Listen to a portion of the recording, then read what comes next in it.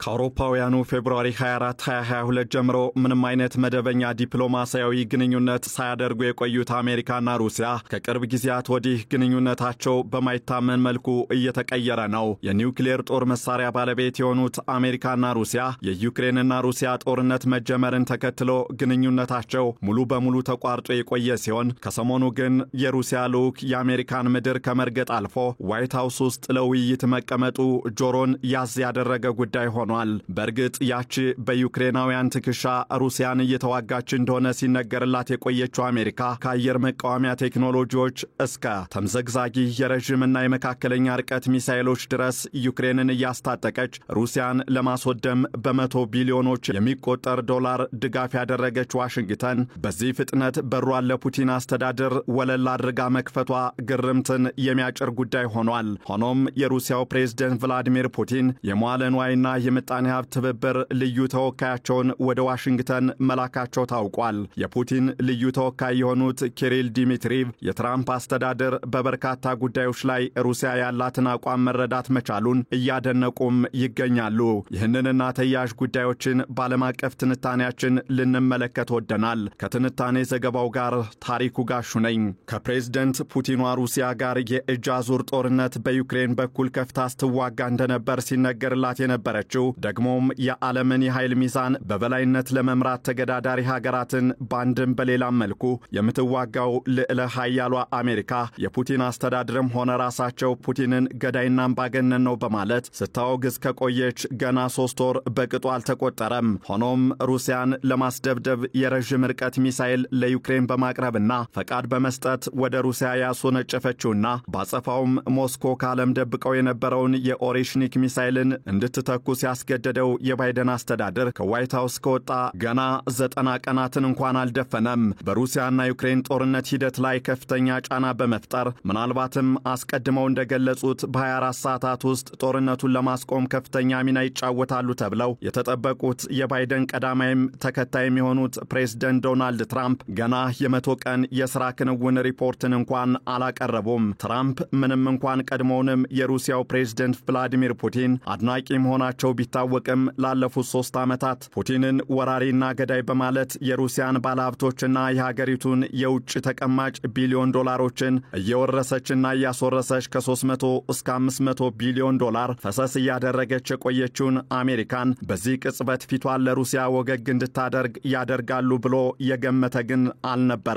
ሆኖም ትራምፕ ያልተጠበቀውን አድርገውታል። በዚህም ባለፉት ዓመታት ዋሽንግተን የሚገኘውን የሩሲያ ኤምባሲ ጠርቅማ በመዝጋት ምዕራባውያን አጋሮቿንም በማስተባበር የማዕቀብ ናዳ ስታወርድ የቆየችው አሜሪካ አሁን የፑቲን ልዑክ አሜሪካን እንዲጎበኙ ጥሪም ግብዣም አቅርባለች። እናም የሩሲያው ፕሬዝዳንት ቭላዲሚር ፑቲን ልዩ የመዋለ ንዋይና የምጣኔ ሀብት ጉዳዮች ኃላፊ የሆኑት ኪሪል ዲሚትሪቭ በዋሽንግተን በመገኘት ከትራምፕ አስተዳደር ባለስልጣናት ጋር ውይይት እያደረጉ ነው ብለዋል። እዚህም የፑቲን ልዩ መልእክተኛው ኪሪል ዲሚትሪቭ ከ3 ዓመታት በኋላ ወደ አሜሪካ ያቀኑ የመጀመሪያው የሩሲያ ከፍተኛ ባለስልጣን ሆነዋል። ልዩ መልእክተኛው ከትናንት በስቲያ ረቡዕ ዕለት ጀምሮ ከትራምፕ አስተዳደር ከፍተኛ ባለስልጣናት ጋር ውይይት እያደረጉ መሆኑንም አስታውቀዋል። በዚህም የሩሲያና ዩክሬንን ጦርነት ለማስቆም ከሩሲያ ጋር በስልክ ውይይት በማድረግ እርምጃቸውን የጀመሩት ፕሬዝዳንት ዶናልድ ትራምፕ ከዚያም ልዑክ በማዋቀር ከፑቲን አስተዳደር ባለስልጣናት ጋር በሳውዲ አረቢያ ውይይት ሲያደርጉ የቆዩት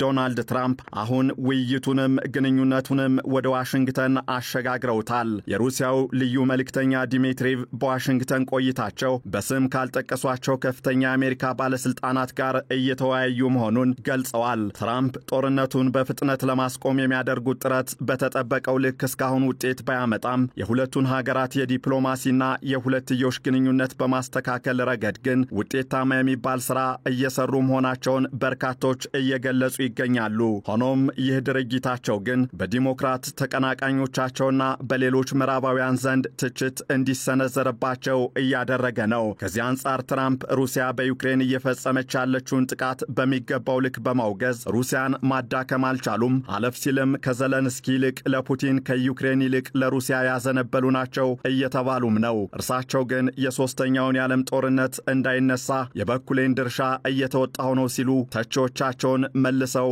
ይሞግታሉ።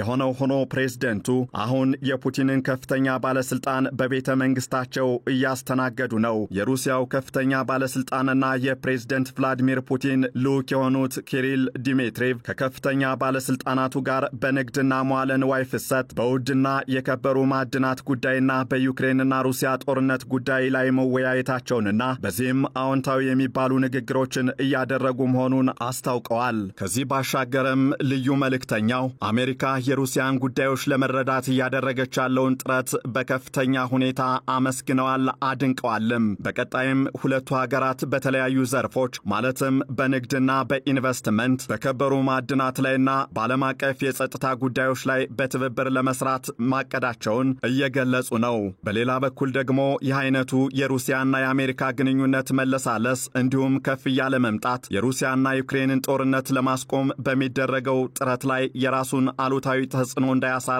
በርካቶች አስተያየታቸውን እየሰጡ ነው። ፕሬዝዳንት ትራምፕ ግን ለልዩ ልዩ ዓላማዎች ሲባል በአሁኑ ወቅት ከቭላዲሚር ፑቲን ጋር ያላቸውን ግንኙነት ማስተካከል እንደሚፈልጉ በአንድም በሌላም መልኩ በሚፈጽሟቸው ተግባሮች እየገለጹ ነው። በተለይም የሩሲያና የቻይናን ቅርበት ያልወደዱት ፕሬዝዳንት ትራምፕ የሩሲያና ዩክሬን ጦርነትን የማደራደር ጉዳይ እንደ ምክንያት በመጠቀም ከፕሬዝዳንት ቭላዲሚር ፑቲን ጋር በቅርበት በመስራት ቻይናን ለማግለል ሊጠቀሙበት እንደሚችሉም እየተገለጸ ይገኛል። የሆነው ሆኖ ግን ይህ የከፍተኛ ልዑኩ ወደ ዋሽንግተን ማቅናትና የከፍተኛ ባለስልጣናቱ የጋራ ውይይት ምን አይነት ውጤት ይዞ ሊመጣ ይችላል የሚለው በልዩ ሁኔታ ተጠባቂ ይሆናል። ይህንን ዓለም አቀፍ ትንታኔ ስናዘጋጅ ሮይተርስ፣ ቢቢሲ እንዲሁም ኤቢሲ ኒውስን በዋቢነት ተጠቅመናል።